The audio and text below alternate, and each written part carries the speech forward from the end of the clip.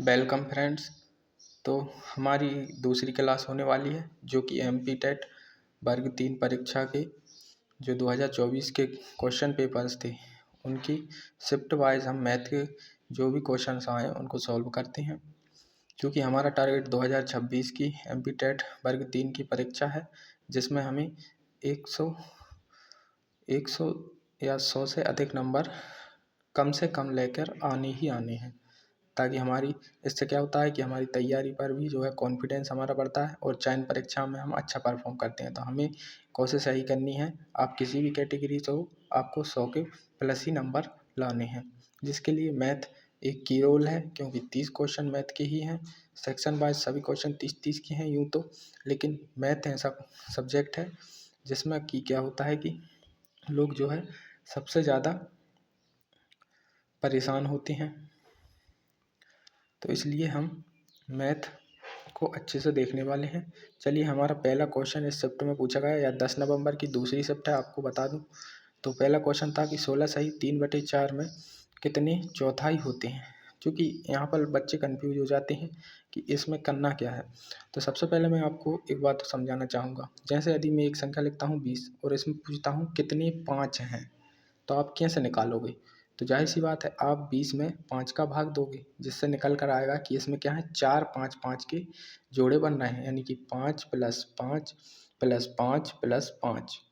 इसको जोड़ने पर कितना आ रहा है, 20 आ रहा है। तो इस प्रकार से आप इसको निकालेंगे। तो इसी प्रकार हमें इसमें भी कितनी चौथाई हैं को निकालना है, यानी हमें 1/4 यानी 1/4 का इस संख्या में भाग देना होगा, जिससे कि हमें पता चलेगा कि इसमें कितनी चौथाई है।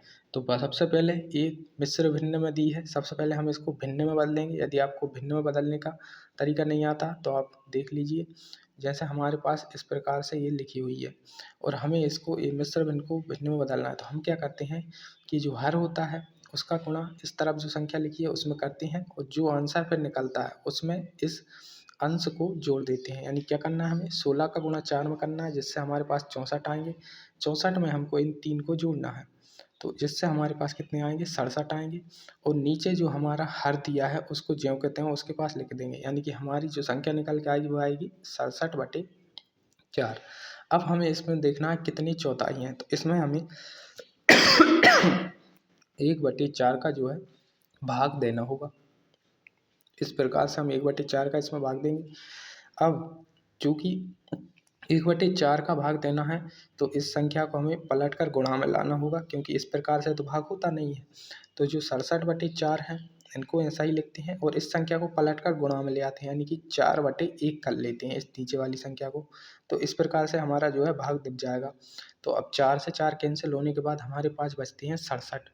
तो इसमें 16 से ही 3/4 जो एक मिश्र बिंदी है, इसमें कितनी चौथाई है, तो आंसर होगा 67 चौथाई। यानी कि 67 1/4 के 67 भाग दिए हुए हैं। यानी आप इस प्रकार से 1/4 + 1/4 करते हुए 67 भाग जोड़ोगे तो आपको 67/4 या 16 सही 3/4 प्राप्त हो जाएगा। चलिए अगला क्वेश्चन देखते हैं। अगला जो क्वेश्चन इस शिफ्ट में पूछा गया कि 100 गुणा 10 का स्क्वायर भागित 10 बराबर 10 गुणा 10 पर प्रश्नवाचक चिन्ह लगाए, यानी कि हमें यहाँ पर घात बतानी है, इस पर क्या घात आएगी। तो चलिए सबसे पहले हम इसको लेफ्ट साइड से ही सॉल्व कर लेते हैं, राइट साइड को बाद में देखेंगे। तो सबसे पहले हमें दिया है कि 10 के स्क्वायर में हमें 10 का भाग देना है। चूँकि आपको नहीं पता तो हम किससे चलते हैं, बोर्ड मास से चलते हैं। इसको आप बार बार याद रखिए, क्योंकि आपकी परीक्षा में 4 से 5 क्वेश्चन कैलकुलेटिव ही होने हैं, यानी कि सरलीकरण के क्वेश्चन आते हैं, और उसके लिए बोर्ड मास का रूल बहुत इंपॉर्टेंट होता है। तो सबसे पहले हमें क्या करना है, इस हिसाब से इसमें ब्रैकेट और ऑफ तो है नहीं, तो सीधा हमें सबसे पहले इसमें डिवीजन करना है, और डिवीजन ये दिया है। यानी कि डिवीजन में क्या दिया है कि 10 गुणा 10, यानी कि 10 का स्क्वायर कितना होगा 100, और उसमें भाग देना है 10 का। तो इससे जो हमारा निकल कर आएगा वो 10 निकल कर आएगा, और उसमें जो है यहाँ पर गुणा कितना करना है, 100 का गुणा दिया हुआ है। और अभी हम सिर्फ लेफ्ट साइड को सॉल्व कर रहे हैं। आप 100 का गुणा इसमें करोगे तो 1000 आ जाएगा। अब इस 1000 को सिर्फ 1000 लिख के नहीं रखना है हमको, क्योंकि हमें पता है कि अगली साइड जो है उसमें 10 पर कुछ घात है, उसको हमें बताना है। तो इसके लिए हमें क्या करना होगा कि हम क्या करते हैं कि इसको जो है घात में बदल लेते हैं, यानी हम इसको 10 की घात 3 बना लेते हैं, और यहाँ पर लिखा है 10 गुणा, जो लेफ्ट साइड है वहाँ पर 10 की घात x मान लेते हैं, जिसका हमें पता लगाना है। तो अब यहाँ पर 10 की घात 3 है और ये 10 की घात 1 है। क्योंकि यहाँ पर ये गुणा में है तो इस तरफ आके भाग में जाएगी, तो इससे ये कट जाएगी। तो यहाँ पर क्या बचेगा, सिर्फ 10 की घात 2 बचेगा और यहाँ पर बचेगा 10 की घात x। तो इस प्रकार से जब बेस समान होते हैं, घातांकों का यह नियम आपको याद होगा, जब आधार समान होते हैं तो जो घात होती है उसे भी समान मान लिया जाता है। यानी कि यहाँ पर दोनों का आधार समान है तो जो x यानी कि हमारी घात की वैल्यू होगी वह 2 आ जाएगी। सिंपल क्वेश्चन है और काफ़ी अच्छा क्वेश्चन है, तो इसको आप देख लीजिएगा, इसका आंसर 2 होगा।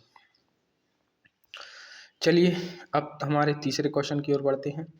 अब इसमें जो है हमें सिंपल सा जोड़ घटाना करना है और आपको क्या नहीं भूलना है, तो आपको बोर्ड मास नहीं भूलना है, क्योंकि बोर्ड मास ही आपको यहाँ पर 4 से 5 नंबर दिला के जाने वाला है इस परीक्षा में। तो सबसे पहले हमें इसमें से इतना सब कुछ दिया नहीं, सिर्फ एडिशन यानी जोड़ और सब्सट्रैक्शन यानी घटाना दिया। तो पहले हमें जोड़ करना, इसके बाद हम क्या करेंगे, घटाना करेंगे। तो प्लस का 343 और प्लस के 352 को हम पहले जोड़ लेते हैं। तो 343 लिखते हैं और उसमें 352 का जोड़ कर देते हैं। तो 3 2 5, 5 4 9 और 3 3 6, तो हमारे पास आता है 695।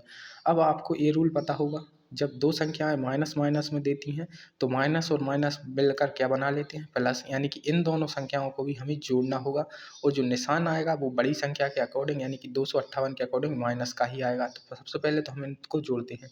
दिया है हमें 258 और 243। तो 243 और 58 को जोड़ने पर 8 9 10 11 की 1 हासिल किया 1, 5 4 9 और 1 10 की 0 हासिल किया 1, और यहाँ पर 2 2 4 और 1 5, यानी कि 501 आता है। तो अब हमारा सवाल कुछ इस प्रकार से बन गया, 501 जो कि माइनस का होगा, और चूँकि 695 तो प्लस ही प्लस का था तो यहाँ तो प्लस का ही है, तो यहाँ पर 695 है। तो अब प्लस और माइनस क्या हो जाएगा, माइनस हो जाएगा, और निशान किसका आएगा, निशान किसका आएगा, निशान जो बड़ी संख्या है, यानी कि 695 पर क्या लगा है, प्लस, तो प्लस का ही निशान आएगा हमारे साथ। सिर्फ हमको 501 को इसमें से घटाना है। तो अब हम इसमें से 501 को घटा देते हैं। 5 में से 1 जाने पर 4 बचता है, जैसा कि आप जानते हैं, फिर 9 बचता है, 6 में से 5 गए तो 1। तो अब हमारा आंसर आ रहा है 194। तो अब इसमें हम देखते हैं 194 ऑप्शन में कहाँ दिया है, तो ये देखिए सी वाला ऑप्शन 194 का ही है। तो इसका आंसर जो होगा हमारा 194 आ जाएगा। अब देखते हैं हम हमारा चौथा क्वेश्चन। चौथा क्वेश्चन में भी कैलकुलेशन यानी कि सरलीकरण का ही क्वेश्चन है, और इसको भी जो है बोर्ड मास के ही रूल के अकॉर्डिंग हमको सॉल्व करके जाना पड़ेगा। सबसे पहले मैं बोर्ड मास तो मैं आपको पिछले 2-3 बार से दिखा चुका हूँ, तो आप समझ गए होंगे क्या है, ठीक है। तो सबसे पहले मैं आपसे जानना चाहूँगा, इसमें जो अंडर रूट है उसको सबसे पहले सॉल्व करेंगे, क्योंकि वो अपने आप में ही एक सवाल है, और जो स्क्वायर दिया है 34 का उसको भी पहले सॉल्व करेंगे। तो जो अंडर रूट है 2209 ये किसका होता है, तो आप देख सकते हैं, वैसे तो इसको मैं सॉल्यूशन करके भी दिखा सकता हूँ, लेकिन फिर इससे क्वेश्चन लंबा हुआ।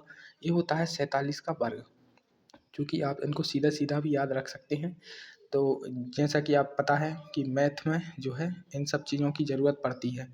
तो आप क्या करें, कम से कम आप यह तय करें सबसे पहले, यदि आपको परीक्षा या पास करनी है और आपका मैथ कमज़ोर है, तो यदि आपको मैथ में अच्छे परफॉर्मेंस देनी है, तो सबसे पहले यह तय करें क्या आपको कम से कम 20 तक के जो पहाड़े हैं वह आते हैं। यदि आपको कम से कम 20 तक के ही नहीं आते, तो कम से कम यार 20 तक के पहाड़े तो आपको मेहनत करके पढ़ने ही पड़ेंगे। आप उनका एक नोट्स बनाइए और रेगुलर बेसिस पर उनको रिवीजन करिए, आपको अपने आप याद हो जाएंगे। इसके बाद जो स्क्वायर होते हैं, कम से कम 50 तक के जितने भी स्क्वायर हैं, जैसे 50 का स्क्वायर कितना होता है 2500, तो वो आपको याद होना चाहिए, मुँह पर आना चाहिए। 47 का 2209 होता है, यह आपके मुँह पर होना चाहिए। और कम से कम 30 तक की क्यूब यानी घनों को याद कीजिए, इनका एक चार्ट बनाइए और अपनी जो जहाँ पर भी आप पढ़ते हैं वहाँ कहीं पर भी चिपका लीजिए, और रोज़ सबसे पहले पढ़ने से पहले उनका रिवीजन करें। यदि आपका मैथ कमज़ोर है तो इतनी मेहनत आपको अपनी ओर से करनी है। बाकी आप सवालों को देखते जाइए, धीरे धीरे आपको तरीके उनके आने लगेंगे कैसे करना है, तो आपसे सवाल भी अच्छे से बनने लगेंगे। हर चीज़ में क्या होता है, शुरुआत की जो पहली सीढ़ी चढ़ना होता है वही कठिन होता है। जब आप शुरुआत की सीढ़ी चढ़ लोगे तो आगे की सीढ़ियाँ आपको सिंपल लगने लगेंगी। तो इसलिए आप शुरुआत कीजिए, सबसे पहले आपको क्या करना है, शुरुआत ही करनी है। शुरुआत ही आपको अंत तक लेके जाएगी। चलिए देखिए, अब मैं आपको यहाँ से जो है एक प्रूफ भी बता देता हूँ कि यह 47 का ही वर्ग क्यों देगी। 7 का जब मैं 7 में करूँगा तो 49 का 9 आएगा 4। इसके बाद इसको करते हैं 7 चौको 28, 7 चौको 28, 28 और 28 कितने होते हैं, 18 16 6 हासिल किया 1 2 2 56 होते हैं। 56 में 4 जोड़ने पर आता है 56 में 4 जोड़ने पर 60 आता है। 60 के लिए हम यहाँ पर 0 लिखेंगे और हासिल का 6 लेंगे। फिर इसके बाद 4 चौको 16, 400 को 16 करने के बाद 16 में हम 6 जोड़ेंगे तो कितना आएगा, 22 आएगा। यानी कि 2209 तो होता है, यानी कि ये क्या लिखा है, 47 लिखा है, क्योंकि अंडर रूट में है। अब हमें जो दूसरा सॉल्व करना है भाई, 34 का वर्ग निकालना होगा सबसे पहले, क्योंकि 34 का वर्ग निकाल तभी तो जो है आगे के सवालों को हम मतलब आगे सवाल की प्रोसेस को हम बढ़ा पाएंगे। चलिए देखते हैं। 34 है और 34 का वर्ग इस प्रकार से हम निकालते हैं। तो पहले 4 का 4 में किया तो 16, हासिल का आया 1, 4 तिया 12 और 4 तिया 12 जोड़ के कितना हुआ 24, और उसमें जोड़ा हासिल का 1 तो हो गया 25, फिर हासिल आया 2, 3 तिरका 9, 9 में 2 जोड़ा तो 11, यानी कि इसका जो आंसर है भाई 1156 है। यानी कि ये 34 का इसको वर्ग लिखा है, इसकी जगह पर हम क्या मान के चलेंगे, 1156 को मान के चलेंगे। ठीक है, अब आगे की ओर बढ़ते हैं। सवाल को अब हम करना शुरू करते हैं। अब मैंने आपको बता दिया 2209 का मतलब यहाँ पर 47 लिखा है और 34 का वर्ग यानी कि 1156 लिखा हुआ है।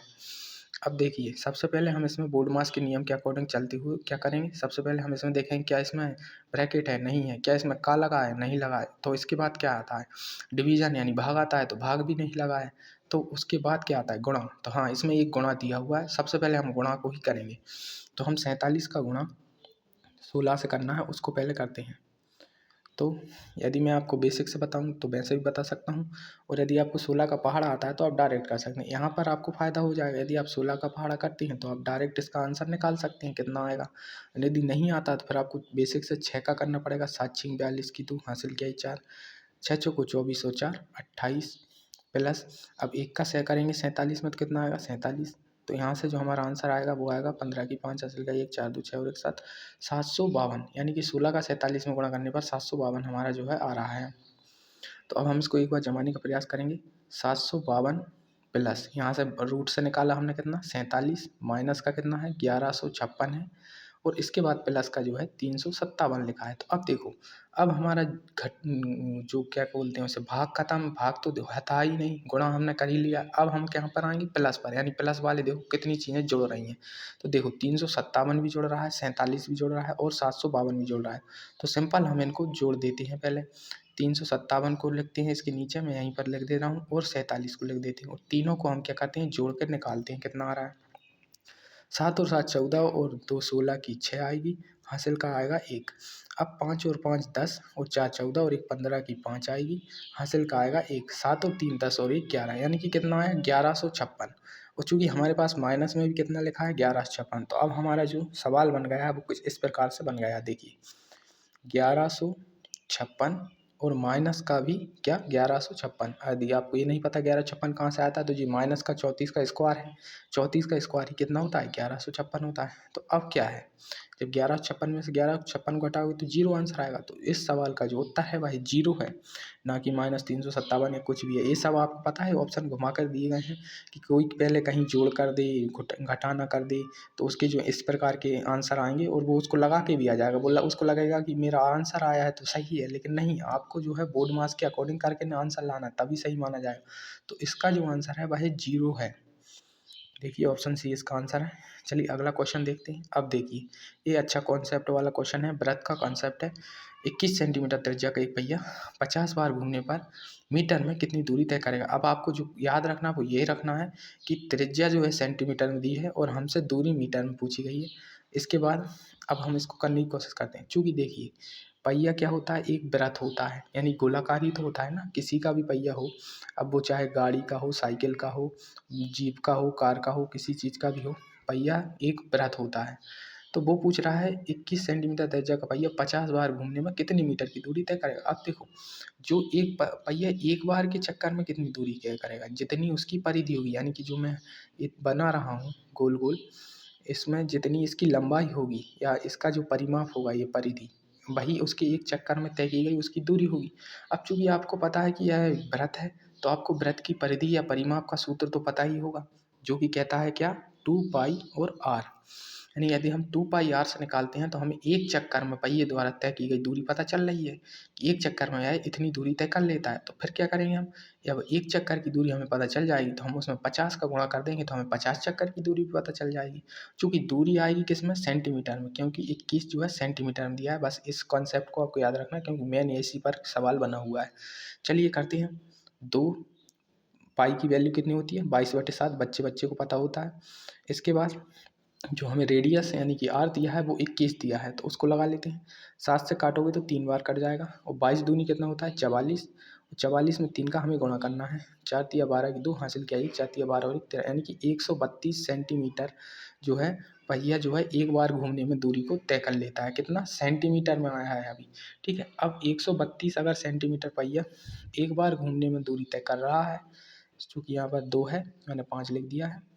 एक बार दोबारा से करता हूँ। 132, अब एक बार की घूमने पर 132 घूम रहा है, तो 50 बार के घूमने पर कितना घूमेगा, तो 50 का सिंपल गुणा कर दो। तो जीरो का यहाँ पर जीरो आएगा, 5 दूनी 10 की जीरो हासिल किया 1, 5 तेरी 15 और 1 16 की 6 हासिल किया 1, 5 एकम 5 और 1 मिनट, जीरो का जीरो, 5 दूनी 10 की जीरो हासिल किया 5 तेरी 15 और 1 16 की 6 हासिल किया 5 और 1 6, यहाँ पर कितना आएगा 6, यानी कि 6600 सेंटीमीटर जो है उसने दूरी तय कर ली। लेकिन हमें बतानी है मीटर में, क्योंकि 1 मीटर बराबर कितना होता है, 100 सेंटीमीटर होता है। तो 6600 सेंटीमीटर में कितना मीटर होगा, सिंपल 100 का भाग देना है हमें। यहाँ से इसको कटा दो तो क्या आएगा, 66 मीटर, यानी कि 21 सेंटीमीटर त्रिज्या का एक पहिया 50 बार घूमने पर 66 मीटर की दूरी, यानी जो सी ऑप्शन है हमारा, इतनी ही दूरी को तय कर पाएगा। तो ये भी अच्छा क्वेश्चन था, और इस तरीके क्वेश्चन रिपीट भी होने हैं, तो आप इनको थोड़ा ध्यान दीजिएगा इन क्वेश्चनों पर। चलिए अब अगला क्वेश्चन देखते हैं। अब जो है हमसे सिंपल सा एक कैलकुलेटिव सवाल पूछा है, जो भी काफ़ी सिंपल होगा, क्योंकि इसमें एक बार 81 का 81 में गुणा करना है और एक बार 19 का 19 में गुणा करना है और उनको जोड़ देना है, बस आंसर आ जाएगा। तो करते हैं। देखिए सबसे पहले हम 81 का यदि आपको वर्ग याद होगा तो आपको वो भी नहीं करना पड़ेगा, इसलिए मैंने कहा वर्ग और क्यूब्स को याद करने का कोशिश कीजिए, पहाड़ याद करने का कोशिश कीजिए, ताकि आपकी जो कैलकुलेशन है वह बहुत स्ट्रॉन्ग हो सके, दूसरों की तुलना में आप आगे जा सको, उसके लिए आपको कुछ अलग से करना ही होगा। चलिए अब इसको करते हैं। 1 का गुणा 1 में किया तो 1 आया, 8 एकम 8 और 8 एकम 8, 8 और 8 कितने हुए, 16 की 6 हासिल किया 1, 8 अठैया 64 हुए, 64 में 1 जोड़ा तो 65 हुए। तो क्या है, 65 61 आएगा। 81 का जो वर्ग हुआ वह 65 61 होगा, और यहाँ पर जो है 19 का वर्ग, तो मैं आपसे उम्मीद करता हूँ कि आपको कम से कम याद होगा, इसका गुणा करके मुझे दिखाने की ज़रूरत नहीं होगी। कितना होता है, 361 होता है। अब हमें क्या करना है, बीच में जोड़ लगा है, पहले तो हमने गुणा कर लिया क्योंकि हमारा जो बोर्ड मास कहता है उसके हिसाब से पहले गुणा आ रहा है। अब इसमें क्या आ रहा है, जोड़ आ रहा है, तो अब हम इसमें क्या कर देंगे, जोड़ कर देंगे। तो यहाँ पर मैं 361 लिख दूंगा और इसको जोड़ दूंगा। 2 6 और 6 12 की 2 हासिल किया 1, 5 3 8 और 1 9 और 6, तो 69 22 जो है मेरा जो है आंसर आया इसका। और देखिए पहला ही ऑप्शन दिया है 69 22 का, तो 6922 इसका जो आंसर होगा। और काफ़ी सिंपल क्वेश्चन था, ज़्यादा इसमें मुझे समझाने की ज़रूरत नहीं है। चलिए अगला क्वेश्चन देखते हैं। अब देखिए यहाँ पर जो है, वैसे तो आप चाहें तो बेसिक से आप इसको कर सकते हैं, लेकिन यदि कहीं अगली बार अब जब आपसे ये क्वेश्चन पूछे और इसमें संख्या 9 की जगह 99 कर दे और 7 की जगह 77 कर दे, तब तो आपको टाइम लग जाएगा इसको करने में। तो इसका जो है एक आप ट्रिक समझिए कि इसका जो कंसेप्ट है वह किस लिए है, आपको क्वेश्चन दिया गया है। तो वो आपसे जानना चाह रहा है, क्या आपको ये पता है कि ए स्क्वायर माइनस बी स्क्वायर की जो वैल्यू होती है वो ए प्लस बी और ए माइनस बी होती है, क्या आपको ये पता है? यदि नहीं पता तो आप इसको याद रखिए कि जब ए स्क्वायर माइनस बी स्क्वायर दिया हो तो उसकी जगह हम ए प्लस बी और ए माइनस बी को भी रख सकते हैं। तो देखिए हम इसमें रखते हैं, क्योंकि हमें 9 स्क्वायर माइनस 7 स्क्वायर दिया है, तो हम इसकी जगह क्या लिखेंगे, 9 प्लस 7 एक बार और 9 माइनस 7 दूसरी बार, और नीचे हमें 9 माइनस 7 दिया हुआ है। अब देखो 9 माइनस 7, चूँकि ये आपस में गुणा में है तो नीचे का ऊपर से कट जाएगा, 9 माइनस 7 से 9 माइनस 7 ज्यों करते हैं कट जाएगा। अब क्या बचेगा, 9 प्लस 7 बचेगा, तो 9 में जब 7 जोड़ोगे तो कितना आता है, 9 में 1 जोड़ा 10 16, तो इसका जो आंसर हुआ कितना हुआ, 16 हुआ। और यदि आपको एक और सब गड़बड़ लग रहा है कि मैं तो ऐसे नहीं करना चाहता, तो आप सीधा सीधा करिए, क्या करना है आपको, 9 का पहाड़ा 9 बार पढ़ना है, कितना आता है 81, यानी 9 का वर्ग 81, उसमें से घटाना है 7 का वर्ग यानी कि 49। अब घटा दीजिए, 11 में से 9 गया तो 2 बचता है, 7 में से 4 गया तो 3 बचता है, यानी कि 32 आएगा। और यहाँ पर नीचे 9 में से 7 घटाए नहीं को बोल रहा है, तो 9 में से 7 घटाओगे तो कितना आएगा, 2 आएगा। अब 32 का आधा यानी 2 का भाग देना कितना आता है, 16 आता है। वही का वही फिर आ गया।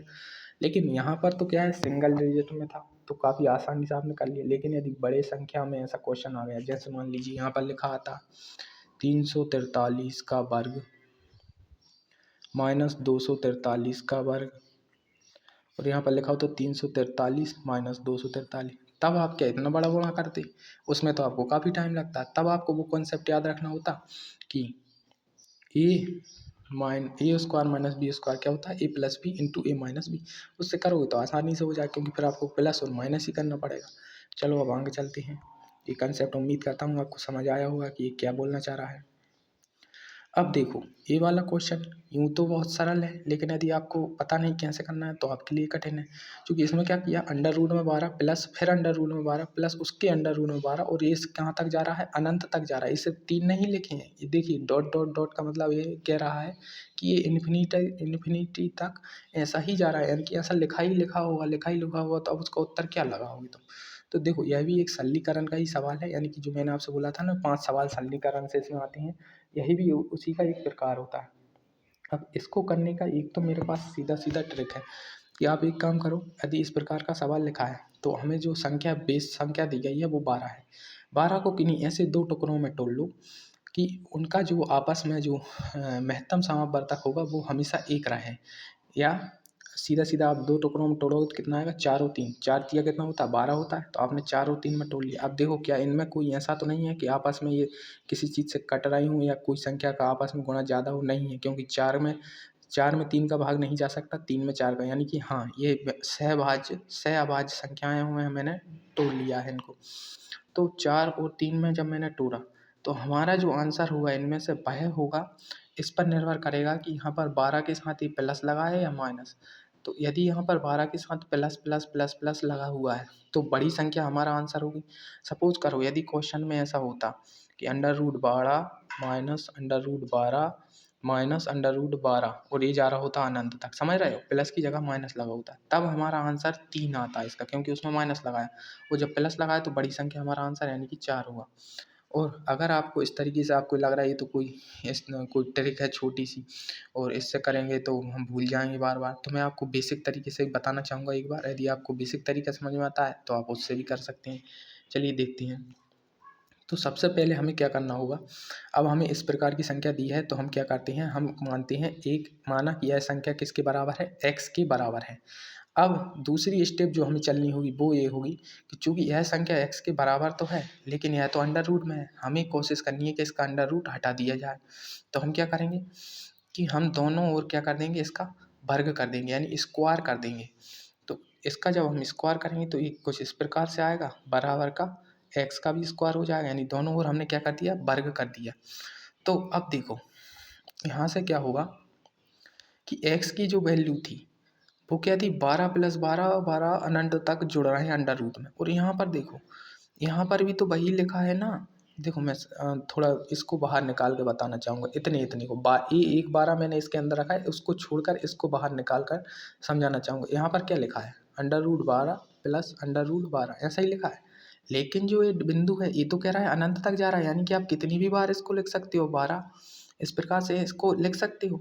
तो इसकी जो वैल्यू मैंने मानी थी समीकरण 1 में, देखो मैंने इसकी वैल्यू क्या मानी थी, मैंने तो इसकी वैल्यू x मानी थी। तो अगर मैंने इसकी वैल्यू x मानी थी तो इसको मैं ऐसा नहीं लिख सकता क्या, अंडर रूट 12 प्लस एक्स का होल स्क्वायर बराबर एक्स स्क्वायर, ऐसा लिख सकता हूँ ना। अब चूंकि स्क्वायर से अंडर रूट घट जाएगा तो यहाँ पर क्या बचेगा, 12 प्लस एक्स बराबर एक्स स्क्वायर, इस प्रकार से बचेगा। अब इसको हमारा जो है एक समीकरण बन गया है, एक द्विघात समीकरण बन गया है। द्विघात समीकरण के को हम कैसे निकालते हैं, उनके गुणनखंड निकालते हैं, उसमें आप करोगे तब भी क्या होगा, जब आप द्विघात समीकरण के गुणनखंड के रूप में इसको करने का प्रयास करोगे तो 12 ही तो तोड़ोगे, 4 में और 3 में टूटेगा। अब मैंने सीधा डायरेक्ट में आपको बता दिया कि अगर प्लस लगा हो तो 4 आंसर लगा दो और माइनस लगा हो तो 3, तो इससे अच्छा तो क्या तरीका हो सकता है। आपको ना समझ आए ना कुछ, सीधा याद रखो कि जब अंडर रूट में कोई संख्या हो, उसमें प्लस करके फिर से अंडर रूट में वही संख्या हो और प्लस करके और अनंत तक जा रही हो, तो हम उस संख्या को तोड़ने का प्रयास करेंगे। यदि वो दो भागों में टूट जाती है, ऐसे दो भागों में कि उन दोनों के आपस में कुछ कॉमन ना हो, यानी उसमें आपस में ना कट रही हों, तो फिर हमारी जो बड़ी संख्या आती है, अगर प्लस लगाए तो वो आंसर हो जाती है, और अगर हम माइनस लगाए तो जो छोटी संख्या आई है वो हमारा आंसर हो जाएगी। सीधा याद रखने वाला कंसेप्ट है। चलो अगला देखते हैं। The difference of two number is 5 and their sum is 11, तो फाइंड द नंबर। यदि दो संख्याओं का अंतर 5 दिया हो और उनका जो योग यानी जोड़ है भाई 11 दिया हो, तो भाई संख्याएं क्या होंगी। तो देखो तरीके तो बहुत हैं, आप चाहो तो ऑप्शन के जरिए भी इसको कर सकते हो। जैसे उसने बोला दो संख्याओं का अंतर 5 है, तो पहला ऑप्शन हमारा दिया 8 और 3, 8 में से 3 घटाने पर 5 आता है, बिल्कुल। तथा उनका योग 11 है, क्या 8 में 3 जोड़ने पर 11 आता है, तो बिल्कुल। हमारा जो आंसर है वह पहली संख्या हो गया। अच्छा और ऑप्शन है यदि पहले दिए होते हम उनको देखते हैं, 7 और 4, 7 में से 4 घटाने पर कितना आता है, 3 आता है, लेकिन उसने तो बोला 5 आ रहा है, तो ये तो हमारा होगा ही नहीं, यहाँ काटा। 5 में से 6 घटाने पर 1 आता है, ये भी नहीं होगा। 9 में से 2 घटाने पर 7 आता है, ये भी नहीं होगा। तो वैसे आप ऐसे भी कर सकते हो, और यदि आप चाहो समीकरण बनाकर भी कर सकते हो। क्या कि दो संख्याओं का अंतर x माइनस वाई 5 दिया है, x और y मान ली मैंने वो संख्या है, और योग यानी कि x प्लस वाई दिया है 11। इसको करोगे सॉल्व तो इसको आपको जोड़ना है, तो 2x हो जाएगा, और 11 में 5 जोड़ोगे तो 16 हो जाएगा। तो जो x की वैल्यू निकल के आई कितनी आई, 8 आएगी। अब यदि x की वैल्यू निकल के आ गई तो आप y की भी निकाल लोगे जो कि 3 होगी। तो आप ऐसे भी कर सकते हो, और ऑप्शन से करोगे तो और जल्दी हो जाएगा। आधी छोटी संख्याएं दी हैं तो जल्दी ही हो जाएगा। ठीक है, अगला क्वेश्चन देखते हैं। अब इसने बोला कि 25x प्लस 50 प्राप्त करने के लिए 7x प्लस 5 में क्या जोड़ा जाना चाहिए। तो अब इसको किस प्रकार से करोगे, क्योंकि इसको पहले आप एक समीकरण में जमाने की कोशिश करो कि मान लो हम किसी संख्या y को जोड़ रहे हैं, जिसकी वजह से 25x प्लस 50 प्राप्त हो रहा है। 7x प्लस हम 5 में कोई संख्या y जोड़ रहे हैं, जिसकी वजह से हमें 25x प्लस 50 को जो है हम प्राप्त हो रहा है, तो हमें जो है y की ही वैल्यू निकालनी। अब यहाँ से आपका जो नियम होगा वो क्या कहेगा, y को यहाँ रखो, इसको इस तरफ ले आओ पक्षांतर करके, और जो निशान है उनको विपरीत कर दो, तो आपका आंसर आ जाएगा। तो हम वही करते हैं 25x। अब जो कि 7x यहाँ पर क्या है प्लस में है, तो यहाँ पर जाकर क्या हो जाएगा, माइनस में हो जाएगा प्लस। अब क्या है 50, और यहाँ पर 5 क्या है प्लस में, तो उस तरफ जाकर क्या हो जाएगा माइनस में। बस यही अकेला करना है। 25 में से 7 घटा दोगे तो कितना बचेगा, 25 में से 5 गए तो 20, और दो और घटाए तो 18, तो ये बचेगा 18x। और 50 में से 5 घटाओगे तो कितना बचेगा 45, तो प्लस का 45, तो 18x प्लस का 45 जो है हमारा सही सही और सटीक आंसर आ जाएगा। सिंपल है। चलो अगला देखते हैं। अब देखिए एक क्वेश्चन थोड़ा अच्छा, तो हाँ सिंपल ही है, बस बड़ा दिख रहा है। राधा एक चाय की दुकान चला रही है, ठीक है, कोई भी व्यक्ति चाय की दुकान चला रहा है, समझो उसको इमेजिन करने की कोशिश करो। एक गिलास चाय बेचने पर वह 50 ml यानी मिलीलीटर दूध और 10 मिलीलीटर पानी का उपयोग कर रही है। और बीते कल उसने 120 गिलास चाय बनाई थी, तो अब उसमें दूध और पानी का कितना प्रयोग किया गया है। क्योंकि आप ऑप्शन में देखोगे तो 4 लीटर दूध, 1.5 लीटर पानी, 6 लीटर दूध, यानी कि अलग अलग दिए हैं, तो हम इनको अलग अलग ही निकालने का प्रयास करेंगे। देखो एक कप चाय में 50 मिलीलीटर दूध जा रहा है, और ऐसे उसने 120 कप बनाए हैं, तो 120 का इसमें सिंपल गुणा कर दो, पता चल जाएगा कि कितना मिलीलीटर दूध इस्तेमाल किया है। जब मैंने ये किया तो 12 में एक पीछे जीरो उसको लिखो, फिर 12 का गुणा इसमें करो, तो 12 जीरो को जीरो, 12 पंजे 60, तो मेरे पास आया 6000 मिलीलीटर। अब चूंकि ऑप्शन में लीटर दिया है तो मैं इसमें 1000 का भाग दे दूंगा, क्योंकि 1 लीटर में 1000 मिलीलीटर होते हैं, तो मेरा आंसर आएगा 6 लीटर। तो 6 लीटर अभी हमारा ये एक पहला तरीका ट्रिक तो काम हो गई, यानी 6 लीटर दूध तो आ गया। अब हमें पानी की संख्या भी निकालनी है, तो पानी की संख्या निकालो। 10 मिलीलीटर एक कप में, तो 120 में कितना, तो कितना आएगा, 10 का गुणा 120 में करने पर 1200 आएगा। अब चूंकि इसको भी उसी में जानना है, तो 1000 का हम इसमें क्या देंगे, भाग देंगे, दो पीछे की जेड़ों से दो कट जाएंगे, और 10 का इधर बीच में आ जाएगा, तो 1.2 लीटर आएगा, यानी कि 1.2 लीटर पानी। यानी हमारा जो दूसरा ही ऑप्शन है वही हमारा यहीं के यहीं सही हुआ है, आगे कुछ देखने की जरूरत ही नहीं है ना। सिंपल, बस समझने की कोशिश करनी है। बाकी क्वेश्चन तो काफ़ी सरल आते हैं इसमें, वर्ग 3 की जो टेट की परीक्षा होती है उसमें। देखिए अब अगला क्वेश्चन देखते हैं। अब भारत वाला यानी कि पेडागोजी का सवाल आ चुका है। किसने कहा था या किसके अनुसार मूल्यांकन निर्धारण कि कोई व्यवस्थित और सतत प्रक्रिया होती है, यानी कि जो मूल्यांकन है, इवैल्यूएशन है। देखो मैथ की पेडागोजी में मूल्यांकन बहुत ज़रूरी चीज़ है, तो आप मूल्यांकन को बहुत अच्छे से पढ़ लेना पेडागोजी में, क्योंकि मूल्यांकन से सवाल मैथ की पेडागोजी में 2-3 आपको देखने को ज़रूर मिलने हैं। तो यहाँ पर ये पूछ रहा है कि किसने यह कहा या किसके अनुसार मूल्यांकन निर्धारण की कोई व्यवस्थित और सतत प्रक्रिया होती है, यानी कि evaluation is any systematic and continuous process of determining. तो यह जो बात है यह हमारी जो है एनसीईआरटी बोलती है। हालांकि एक देखो इसमें जो क्वेश्चन है भाई सीटेट की तरह आपको देखने को नहीं मिलेंगे कि आपको जो है प्रैक्टिकल यदि नॉलेज है, यदि आपकी तर्क शक्ति अधिक है, तो आप भले ही थ्योरी ना पढ़ी हो आप क्वेश्चन लगा दोगे। जो एमपी टेट है इसमें थ्योरी से ही क्वेश्चन आते हैं पेडागोजी में, यानी आपको इसके जो पेडागोजी क्वेश्चन करने के लिए थ्योरी बहुत अच्छे से पढ़ना पड़ेगी, क्योंकि सीधे सीधे क्वेश्चन पूरे ज़्यादातर क्वेश्चन थ्योरी से आते हैं। मुश्किल है कुछ क्वेश्चन ऐसे आते हैं जो व्यवहारिक रूप से आप कर पाओ उनको।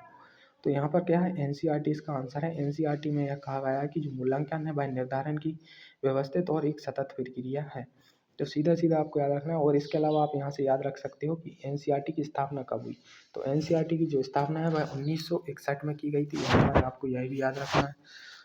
और एनसीईआरटी की फुल फॉर्म आप मुझे कमेंट में बताइए कि एनसीईआरटी की फुल फॉर्म आखिर है क्या। आपने बार बार एनसीईआरटी शब्द सुना होगा, तो इसकी जो फुल फॉर्म होती है वह क्या होती है।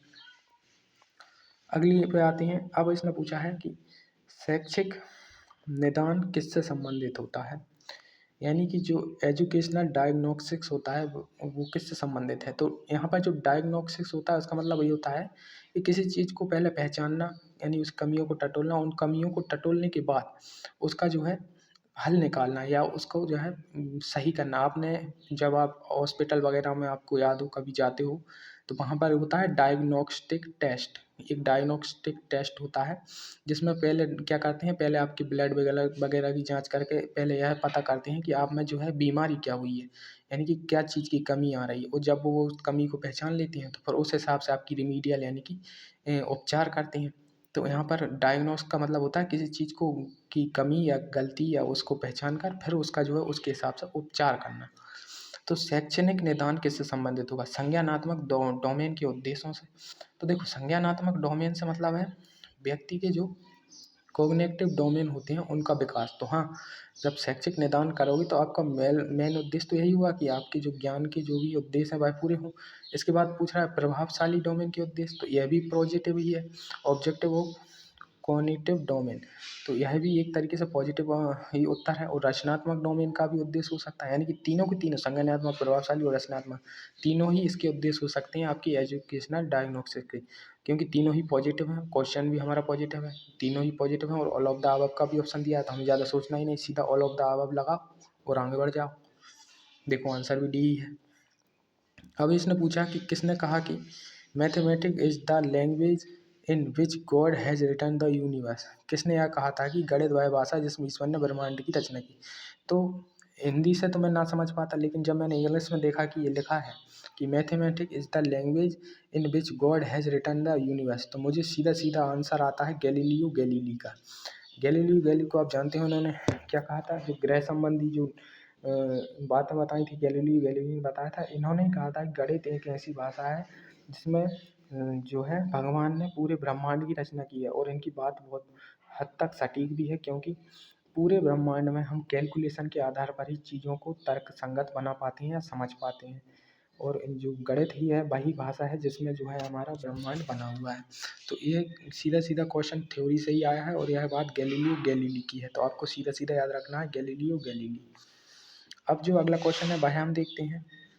अगला क्वेश्चन बोल रहा है कि which of the following is true regarding the AIIMS of teaching mathematics. तो निम्नलिखित में से कौन सा या कौन से कथन गणित पढ़ाने के संबंध में सत्य हो सकते हैं। समस्या को हल करने की अच्छी क्षमता विकसित करना। तो बिल्कुल गणित पढ़ाने का पहला उद्देश्य तो यही होगा कि आप जो भी समस्या आपको दी जा रही है उसको हल करने की एक अच्छी क्षमता आपके अंदर विकसित की जा सके। निर्णय लेने की क्षमता विकसित करना, बिल्कुल गणित पढ़ाने का एक उद्देश्य यह भी है कि आपके निर्णय लेने की क्षमता को विकसित किया जाए। अब देखो यहाँ पर फिर वही कंसेप्ट आता है, यदि आपको समझ में नहीं आ रहा है कि ये सही है या ये गलत है, तो आप इस चीज़ को देखो। क्या आपसे क्वेश्चन पूछा गया है वह सकारात्मक है, तो हाँ आपसे पूछा गया है गणित पढ़ाने के उद्देश्य, तो यह एक तरीके से अच्छी चीज़ है। गणित पढ़ाने के उद्देश्य आपसे पूछ रहा है, तो आपको देखना है कि जो आपको ऑप्शन दिए जा रहे हैं क्या वह भी सकारात्मक है। जैसे समस्या को हल करने की अच्छी क्षमता विकसित करना, तो हाँ ये तो अच्छी बात है। निर्णय लेने की क्षमता विकसित करना, हाँ ये भी अच्छी बात है। आप यदि निर्णय ले पाओगे अच्छी लाइफ में चलकर, तो उतने ही आप लाइफ में सक्सेसफुल हो। और फिर पूछा संख्याओं और संख्या प्रणाली की अच्छी समझ, तो बिल्कुल गणित का मेन काम ही क्या है, संख्याओं पर ही तो खेल रहा है। तो संख्या और संख्या प्रणाली की अच्छी समझ से विकसित करेगा, और ये भी अच्छी बात है। तीनों ही क्या है, सकारात्मक पॉइंट है, तो हमारे जो आंसर होंगे वह तीनों ही होंगे। अब हमको जो है जो ऑप्शन है उनमें यह देखना है किस में लिखा है कि एक दो और तीन तीनों। तो देखते हैं, इसमें एक दो लिखा है, दो तीन लिखा है। इसमें जो है चौथा ऑप्शन जो है वो हमारा बिल्कुल सटीक है, जिसमें लिखा है कि एक दो और तीन तीनों को सही माना गया है। ओहो! अब देखिए ये आ गया है कैलकुलेटिव क्वेश्चन। इसमें क्या है, आपको ए की जगह 2 रखना है, बी की जगह -1 और सी की जगह 1 रखना है। चूँकि अब मैं इतना डिटेल में नहीं बताऊँगा, क्योंकि पेज उतना ही छोटा है मेरे पास, अभी इतनी व्यवस्था नहीं है कि मैं पूरी तरीके से बता सकूँ। मैं सिर्फ़ आपको बताता चल रहा हूँ और डायरेक्ट करता चल रहा हूँ कि देखो पहला पद दिया है 2a² b² प्लस c की क्यूब, तो हमें जो है 2 का गुणा करते हैं हम, 2 का गुणा करते हैं। ए स्क्वायर का मतलब क्या हुआ, ए यानी कि 2 का स्क्वायर यानी कितना हुआ 4। इसके बाद इसने बोला बी का स्क्वायर, बी का स्क्वायर का मतलब क्या हुआ -1 का स्क्वायर। अब देखो जब हम -1 का स्क्वायर करते हैं, इसका मतलब -1 का -1 में गुणा, तो जो माइनस होता है वो माइनस से कैंसिल हो जाता है, और 1 का गुणा 1 में करने पर 1 ही आता है, तो इसका आंसर क्या आएगा 1। और फिर सी की क्यूब दी है, तो 1 की क्यूब कितनी लगा लो, 1 में कितनी घात लगा लो, 100 घात लगाओ, 1000 हो या अनंत, आंसर क्या आता है 1 ही आता है। तो पहला जो हमारा पद होगा उसका क्या आंसर होगा ए, यानी 4 दूनी 8। यानी हम यहाँ पर लिख सकते हैं कि हमारा जो पहला पद है उसका आंसर 8 आया। 8 में क्या जोड़ना है अब आगे देखते हैं। फिर देखो दूसरा पद 2, अब उसमें गुणा करना है ए का, ए की वैल्यू कितनी दी है 2, और फिर बी स्क्वायर का यानी कि यही का यही कितना आएगा 1, बी स्क्वायर का मतलब क्या होगा 1 होगा, क्योंकि माइनस माइनस से कैंसिल हो जाएगा, और सी की वैल्यू भी क्या है 1। तो यहाँ पर भी कुछ नहीं है। अब क्या बचा इसमें भी 2 दूनी 4, तो दूसरा पद भी हमारा कितना निकला 4। अब आते हैं तीसरे पद पर। तीसरा पद ए बी सी दिया है, यानी कि ए बी सी का आपस में गुणा करो, यानी कि 2 का गुणा करो -1 में और 1 में। तो यहाँ से जो है अब हमारा जो माइनस का निशान वह सामने आता है, 2 एकम 2, और वो भी कैसा माइनस का। तो यहाँ पर हमें लिखना पड़ेगा कि अब तीसरा पद जो है वो माइनस का 2 लेके आ रहा है।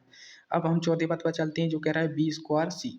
तो बी का स्क्वायर यानी कि फिर वही -1 का स्क्वायर कितना आएगा 1 ही आएगा, और सी की वैल्यू पहले से ही 1 है, तो इसका आंसर क्या आएगा प्लस का 1 ही आएगा। तो यहाँ पर हम लिख सकते हैं प्लस का 1। अब चौथा, पहला दूसरा तीसरा 4 पद हमने कर लिए, 1 2 3 4, 1 मिनट, 1 2 3 4, 1 2 3 4। हाँ अब हम आ गए हैं लास्ट के 2 पदों पर। एक बोला है ए स्क्वायर बी, तो अब हम ए स्क्वायर बी को करते हैं। ए स्क्वायर का मतलब होगा 2 का स्क्वायर यानी कितना हुआ 4, और बी का मतलब होगा -1 का उसमें गुणा, तो -1 का गुणा करोगे तो 4 एकम 4 कितना आएगा माइनस का ही आएगा, क्योंकि माइनस अकेला बचा था उसमें, तो यहाँ पर -4 आ जाएगा अगला पद हमारा। इसके बाद ए बी का स्क्वायर पूछ रहा है, तो ए की वैल्यू तो 2 है और बी की वैल्यू 1 ही है, और उसमें माइनस का कोई लफड़ा नहीं है, तो सीधा 1 का ही गुणा करना है जो कि 2 निकाल के लाएगा। तो अब जो हमारे पास निकल कर आया वो क्या 8 + 4 - 2 + 1 + -4, और क्या पता मैं क्या कर दिया 1 मिनट, 1 2 3 4 5 6 7, 1 2 3 4 5 6, मैंने ये क्या ज़्यादा लिख लिया है, क्या कर लिया है मैंने, समझ नहीं आ रहा मुझे। ठीक है, तो इस प्रकार से आप करोगे तो अभी क्या है कि इसमें ज़्यादा पेज लगेंगे और उतना मैं करना नहीं चाह रहा। काफ़ी सिंपल क्वेश्चन है, आप इसको कर सकते हो। हालाँकि मैं आपको करके दिखाई देता हूँ। 8 में 4 जोड़ा तो कितना आया 12 आया। अब यहाँ पर माइनस का 2 है तो माइनस का 2 ऐसे ही लिख दो, फिर प्लस का 1 है तो प्लस का 1 ऐसे ही लिख दो, फिर प्लस का, और ये माइनस का लगा है तो माइनस का 4 हो जाएगा। और यहाँ पर मुझे पता नहीं चल रहा मैंने लिखा क्या है, तो मुझे इसका एक बार फिर से देखना होगा। 1 2 3 4 5 भी पत्ता कर लिया मैंने, 1 2 3 4 5। अच्छा इसमें 6 ही पद हैं और ए बी स्क्वायर बचा है, तो ए की वैल्यू 2 थी और बी की वैल्यू 1 थी, तो 2 एकम 2 आता है इससे, तो यहाँ पर जो है 2 आएगा है ना, तो प्लस का 2, 1 2 3 4 5 6 के 6 पद हो गए। अब देखो 12 है और प्लस का 1 है तो 13 हो जाएगा, 13 में 2 जोड़ेंगे तो कितना हो जाएगा 15 हो जाएगा, और माइनस का 2 और माइनस का 4 आपस में जोड़ के माइनस के 6 बना लेंगे, तो 15 में से क्या घटाना होगा हमें 6 घटाना होगा।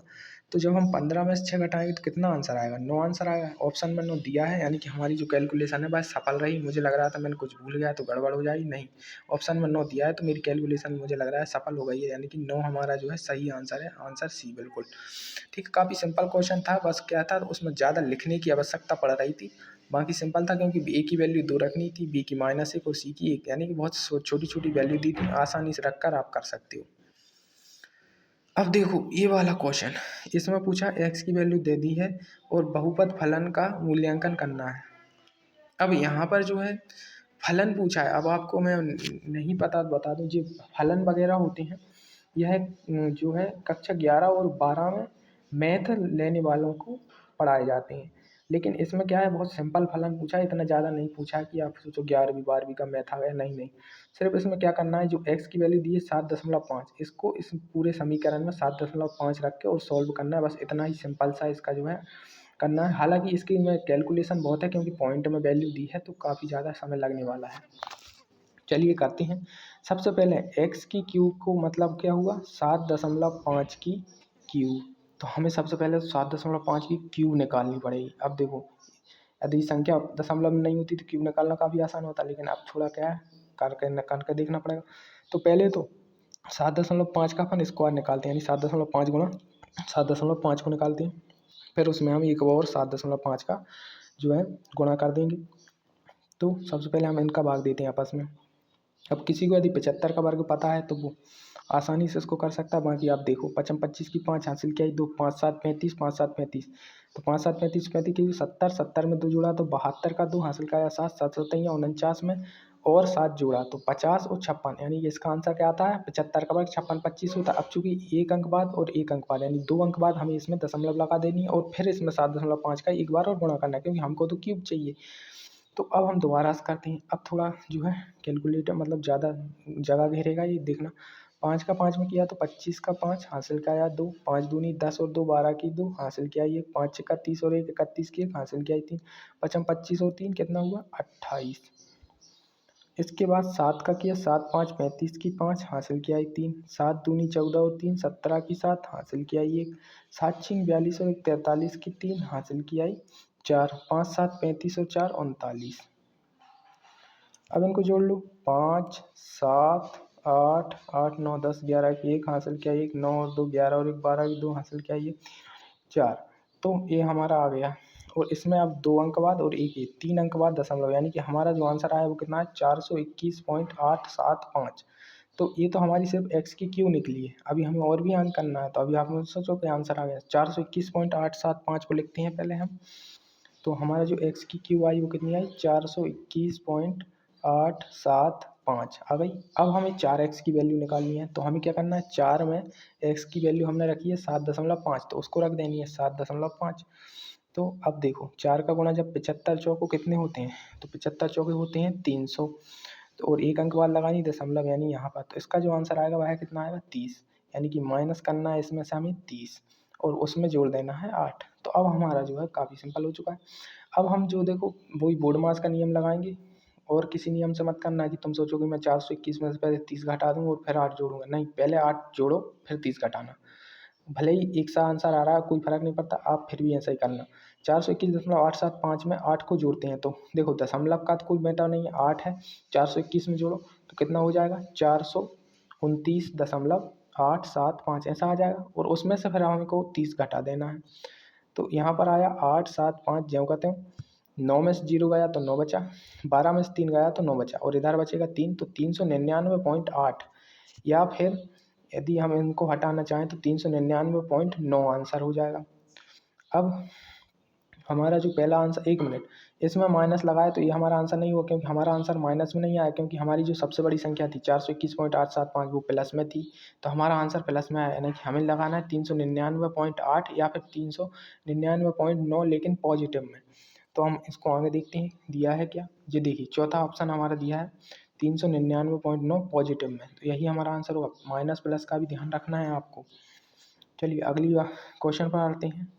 अब अगला क्वेश्चन हमसे घातांक पर पूछा गया है। ये पूछा है 8 की घात 2.4 गुणा 2 की घात 3.7 माइनस 16 की घात 1.3 बराबर 2 पर कितनी घात चढ़ी है, ये हमसे पूछा है। यानी हमें प्रश्नवाचक चिन्ह के स्थान पर बताना है कितनी घात चढ़ी। अब देखो, जैसा कि मैं समझता हूँ व्यापम एक ना एक क्वेश्चन गलत देता है, और मुझे लगता है इसने एक क्वेश्चन गलत दिया है, क्योंकि इसमें जो माइनस लगा है वो घातांक के नियमों के हिसाब से नहीं है, क्योंकि इसमें जो है दशमलव में घातें दी हैं, और दशमलव में घातें दी हैं तो ये माइनस यहाँ पर नहीं होना चाहिए, यहाँ पर इसको भाग में होना चाहिए था। यानी कि ये निशान जो है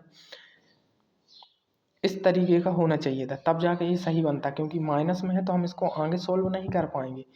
तो इतना एक एक बिंदु या एक संख्या में आंसर आ जाए, इतना हम इसको सॉल्व नहीं कर सकते यदि ये भाग में नहीं दिया। तो मेरे हिसाब से तो जो माइनस लगा है यह भाग का चिन्ह है। तो मैं उसी के हिसाब से पहले इसको करके देखता हूँ, यदि नहीं बनता तो फिर मैं दोबारा इसको ऐसे करने का प्रयास करूँगा। तो सबसे पहले देखो, 8 पे घात 2.4 है, लेकिन हमें बेस बनाना है 2 को, यानी कि हमें 8 को 2 में बदलना होगा। तो चूंकि आप सबको पता होगा 2 की घात 3 क्या होती है, 8 होती है, यानी 2 की क्यूब ही क्या है, 8 है।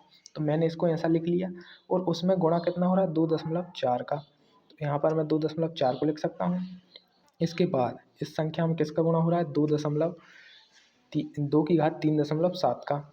और यहाँ पर मैंने इसको भाग माना है, तो भाग, और 16 का मतलब क्या हुआ, 2 की घात 4 हुआ ना, 2 की घात 4 हुआ, 2 दूनी 4, 4 दूनी 8, दूनी 16 होता है, और उसमें गुणा हो रहा है 1.3 का। तो अब सिर्फ देखो, मैंने सारे बेस समान कर लिए, इस राइट हैंड और लेफ्ट हैंड साइड के बेस दो के ही उसमें है। तो जब बेस समान है तो सिर्फ घातों से खेल हो जाएगा, यानी सिर्फ हमें घातों को सॉल्व करना है और हमारा आंसर आ जाएगा। तो हम सिर्फ घातों पर काम करते हैं। सबसे पहले 3 का गुणा 24 में करते हैं, तो 24 तिया कितना होता है, 12×5 = 72 होता है 24 तिया। तो इसका मतलब ये है कि पहले पर आएगा 7.2, और उसमें क्या है, फिर गुणा करना है। 1 मिनट, गुणा नहीं करना है फिर, अब सिर्फ हम घातों पे खेलना है ना। तो 7.2 में, अरे यार वो और मिट गया। चलो 7.2 में, अब जो गुणा है, गुणा का मतलब क्या होता है, घातों का जोड़, और भाग का मतलब होता है घटाना। यानी घातों में यदि गुणा लगा है संख्या में, तो उनमें क्या होता है, घातें जुड़ जाती हैं जब बेस समान हो जाता है। तो हमने बेस समान कर लिया, अभी मैंने बताया था। और भाग लगा होता है और बेस समान होता है तो घातें आपस में घट जाती हैं, यानी कि हमें यहाँ पर प्लस लगाना है और 3.7 लिखना है, और इसके बाद माइनस लगा के इसकी कितनी निकली थी, तो 13 थे, फिर उसमें 4 का 13 चौको 52, यानी कि 5.2 यहाँ पर आया था। ठीक है, इसको सॉल्व कर लोगे तो यहाँ पर जो वैल्यू है, जो इसकी घात है, वो आपको पता चल जाएगी। तो अब करते हैं, 7.2 में 3.7 को जोड़ोगे तो ये आ जाएगा 10.9। उसमें से घटाना है आपको 5.2। तो अब दशमलव का घटाना किसी को नहीं आता, तो मैं बता देता हूँ। 10.2 को यहाँ से लिखेंगे, 5.2 को यहाँ से लिखेंगे, 9 में से 2 जाएगा तो 7 आएगा, 10 में से 5 जाएगा तो 5। तो हमारा जो आंसर आएगा वो 5.7 आएगा। क्या ऑप्शन में है, बिल्कुल है, यानी कि मेरा शक बिल्कुल सही था। यहाँ पर जो है माइनस नहीं है, ये जो है भाग का निशान है, क्योंकि ESV एक ना एक मिस्टेक कर ही देता है सिली सी। तो ये उसकी मिस्टेक है इस सेट के लिए। चलिए आगे देखते हैं। अब अनुपात 35 का अनुपात 98 से सरलतम रूप, यानी कि सिंपल आपको सिर्फ काटना है, ये किससे कट रहा है। तो देखो 7 से कट रहा है, मुझे दिख रहा है। 7 5 कितना होता है, 35, और 7 एकम 7, फिर बचे 2, 7 चौको 28, यानी कि 5:14 इसका आंसर हुआ। इससे ज़्यादा और नहीं कर सकते, यानी इससे ज़्यादा सरलतम रूप में नहीं जाएगा। तो ये रहा आपका आंसर, 5:14। चलो अगला क्वेश्चन देखते हैं। 1 मिनट, इसका आंसर क्या दिया है, बी दिया है। बी में तो 7:14 आ रहा है, तो इसमें फिर ये भी एक मिस्टेक है। इसका आंसर इन्होंने बी माना है, लेकिन मेरे हिसाब से तो सी ही इसका आंसर होगा। क्योंकि देखो ये तो बहुत सिंपल है, ये तो नज़रों में देख के होने वाला। 35 के बटे में 98 लिखे हुए हैं। अब इसको किसी चीज़ से काट सकते हैं, तो हम 7 से काट सकते हैं। 7 5 कितना होता है, 35 होता है। अब एक 7 एकम 7, फिर बचे 2, यहाँ पर होगा 28, 7 चौको 28। अब इससे ज़्यादा तो इसको काट नहीं सकते, तो इसका जो आंसर होगा सरलतम रूप 5:14 ही होगा। लेकिन इसका जो आंसर है ये 7:14 मान रहा है, जो कि पूरा गलत है। इसका आंसर जो है सी वाला है। और जो फाइनल रिजल्ट में नंबर मिले होंगे वो भी सी वाले को ही मिले होंगे। वैसे जो रॉ मार्क्स में आया होगा कंप्यूटर स्क्रीन में, उसमें 7:14 वालों को नंबर दे दिया होगा, लेकिन मुश्किल है किसी ने 7:14 लगाया हो। तो फाइनल रिजल्ट में नंबर इसी से दिए होंगे। चलो आगे चलते हैं।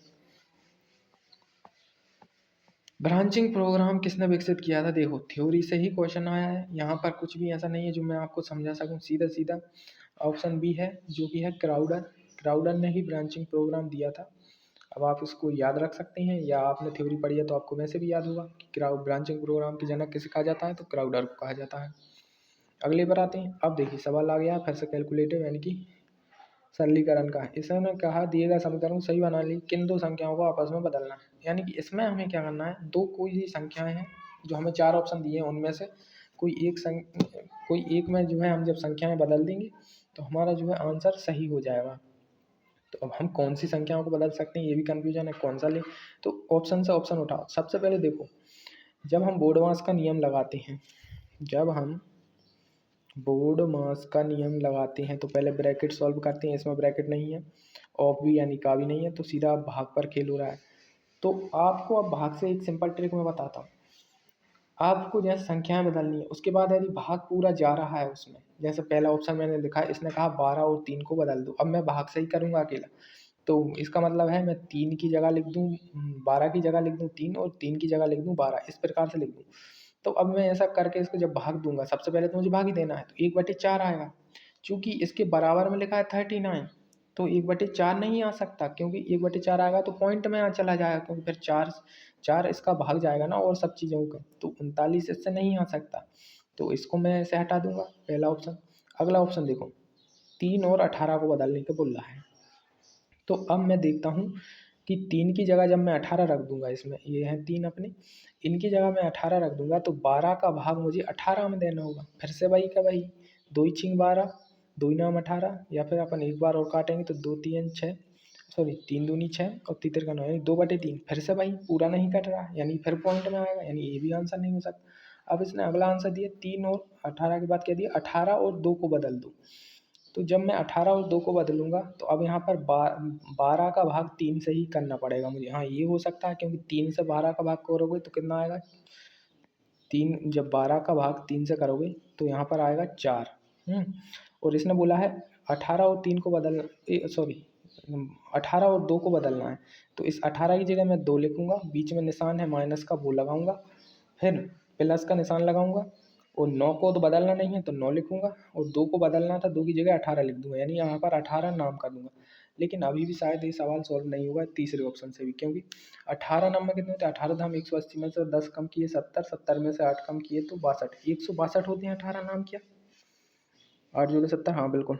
और 18 नंबर 162 के बाद इसमें 2 और जुड़ जाएंगे तो ये 164 हो जाएंगे, और उसमें से 4 घटाओगे तो आंसर तो 160 आएगा, क्योंकि हमें तो 39 लाना है। तो हमारा तीसरा ऑप्शन भी गलत है। तो हमारा ऑप्शन के, अब तुम आप करो या ना करो, आपका चौथा ऑप्शन सही है। लेकिन फिर भी विद्यार्थियों के मन में डाउट रहता है कि कहीं नहीं हुआ तो एक बार इसको डाउट को क्लियर करने के लिए 12 और 9 को बदल कर देखते हैं हम। तो यहाँ पर जो है 9 लिखा गया, उसका भाग 3 में गया, तो ये तो कट रहा है, बिल्कुल 3 आएगा। इसके बाद यहाँ पर 18 के 18 रहेंगे, जिसे माइनस करना है 3 से, और प्लस का निशान लगेगा। 9 की जगह हमने कितना किया है, 3 करा है ना, 3 ही रखा है ना, नहीं नहीं 12 रखा है, 12। तो यहाँ पर 12 आ जाएगा, और उसमें गुणा करना है 2 का। तो अब देखो 12 दूनी कितना होता है 24, प्लस और 3 माइनस 18। अब 18 प्लस के हैं और 24 भी प्लस के हैं, तो इनको पहले जोड़ो। तो 20 और 10 30, 8 38, 38 39 40 42, कितना आया 42 आया। उसमें से 3 घटा के कितना आएगा, तो सही बात है 39 ही आएगा ना, 42 में 3 घटा के, यानी कि हाँ बिल्कुल हमारा चौथा ऑप्शन जो है इसको बिल्कुल सटीक तरीके से सही कर रहा है। तो इसका जो आंसर होगा क्या होगा, ये वाला होगा, 12 और 9 को बदलना पड़ेगा। ठीक है, अब आगे चलते हैं। अब दिया है, दिए गए इंटरचेंज आपस में बदलना है, यानी चिन्ह को बदलना है और संख्या को बदलना है, और फिर इसका जो है मान निकालना है। तो देखते हैं। देखो इस बार 2 चीज़ें बदलनी है, सिर्फ एक चीज़ बदल के काम नहीं चलेगा, यानी कि माइनस की जगह गुणा भी लिखना है, और गुणा की जगह माइनस भी लिखना है, और 2 की जगह 5 भी लिखना है, और 5 की जगह 2 भी। तो एक बार मैं इसको जमा लेता हूँ, फिर अपन इसको सॉल्व करेंगे। तो क्या 8 को बदलना, नहीं बदलना तो लिख लो 8। क्या प्लस को बदलना है, नहीं बदलना तो प्लस भी लगाओ। क्या 15 को बदलना है, नहीं बदलना तो 15 भी लगाओ। क्या भाग को बदलना है, नहीं बदलना तो भाग भी लगाओ, है ना। तो क्या करो, भाग भी लगाओ। और क्या 2 को बदलना, बिल्कुल हाँ 2 को 5 से बदलना है, तो यहाँ पर अब 5 लिखा दूंगा मैं। और क्या गुणा को बदलना, हाँ गुणा को बदलना है माइनस से, तो अब यहाँ पर माइनस आएगा। 8 को बदलना था, नहीं बदलना था तो 8 की जगह करते हो। माइनस को किससे बदलना था, गुणा से, तो यहाँ पर गुणा। और 5 को किससे बदलना था, 2 से, तो यहाँ पर 2। तो अब ये इस प्रकार से बन गया है।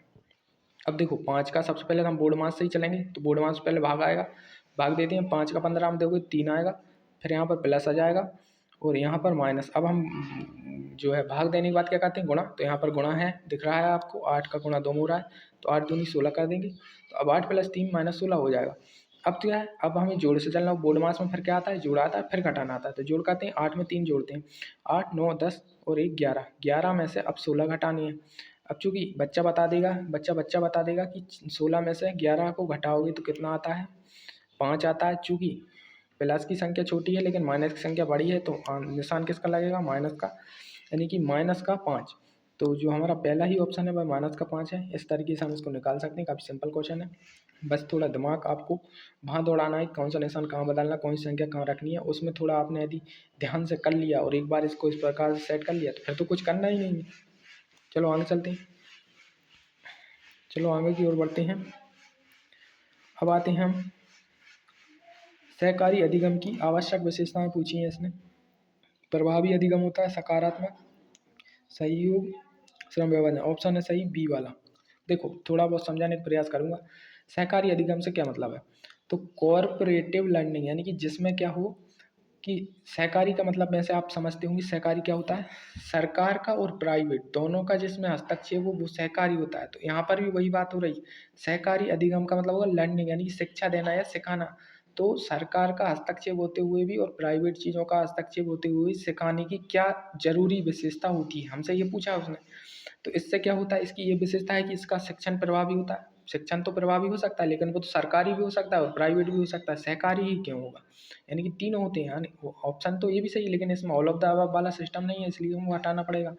इसके बाद जो सी ऑप्शन है वो उसमें सहयोग है। तो सहयोग में तो सरकारी में सबसे ज़्यादा सहयोग आता है, प्राइवेट में इतना सहयोग कहाँ से आता है। श्रम का विभाजन, तो श्रम का विभाजन भी एक तरीके से हो सकता है लेकिन इसमें शिक्षा में श्रम का ज़्यादा रोल क्या होगा, श्रम तो नहीं होता। फिर भी यदि आप ऐसा करो कार्य का विभाजन हो जाता है, तो कार्य का विभाजन हो जाता है लेकिन सबसे ज़्यादा जो बन रहा है वह बन रहा है पॉजिटिव इंटरडिपेंडेंस, यानी कि सकारात्मक अन्योन्यासम। यानी क्या होता है, सकारात्मक का मतलब है अच्छा, और दूसरे पर जो है आश्रय हो जाता है, यानी कि दूसरे पर निर्भरता सकारात्मक रूप से बढ़ जाती है। यानी कि अच्छी चीज़ों की, जैसे प्राइवेट कंपनी के पास कुछ अच्छी जो टेक्नोलॉजी है उसके हिसाब से उस पर सकारात्मक तरीके से हमारा जो है आश्रय हो गया कि इसकी टेक्नोलॉजी अच्छी है और टेक्नोलॉजी ले लेती है, नई नई चीज़ें उस पढ़ाएंगे। और सरकार के पास शिक्षक अच्छे हैं तो वो शिक्षक ले लेती हैं। तो इस प्रकार से एक दूसरे पर क्या हो जाता है, आश्रय हो जाता है। तो वो भी कैसे, सकारात्मक, यानी कि दोनों को फायदा हो जाता है। तो सहकारी अधिगम की एक जो जरूरी विशेषता है वह सकारात्मक अन्योन्याश्रम होगी। इसको आप इस तरीके से समझ सकते हैं। चलिए आगे बढ़ते हैं। अब इसने फिर से सवाल दिया है। अब इस बार सवाल में क्या कहा है कि 126 में 14 का भाग देकर गुणा 9 का करके और माइनस का 53 लोहे की संख्या में प्रश्न आ सकते हैं। और कुछ भी आगे पीछे नहीं करना, यानी कि इसी को करना है, तो फिर इसमें ज़्यादा दिक्कत आएगी नहीं। सबसे पहले हम वही बोर्ड मास का एक बार और बता देता हूँ ताकि जो बच्चे इसमें दिक्कत आते हैं या भूल जाते हैं वो बार बार इसको याद रखें। बोर्ड मास ब्रैकेट इसमें दिया नहीं है तो ब्रैकेट करना नहीं, ऑफ या का वाला कुछ लिखा नहीं तो नहीं। अब हमें सीधा डिवीजन पर देना है और डिवीजन इसमें लिखा है क्या, 126 का भाग दो 14 से। तो 14 को 126 में भाग देने पर कितना आता है, तो जिसको 14 का पहाड़ा आता है वो तो बता सकता है। तो 14 नंबर कितने होते हैं, 126 ही होते हैं ना। तो यहाँ पर कितना आएगा 9। इसके बाद आगे की प्रोसेस में फिर क्या है, गुणा है 9 में और फिर माइनस का 53 है। तो अब दूसरी स्टेप हमारी क्या होगी, अब हमने भाग दे लिया, अब दूसरी स्टेप में हमें क्या करना है, मल्टीपल, यानी कि गुणा। तो गुणा करते हैं, 9 का 9 में करोगे 81 आएगा, माइनस का 53।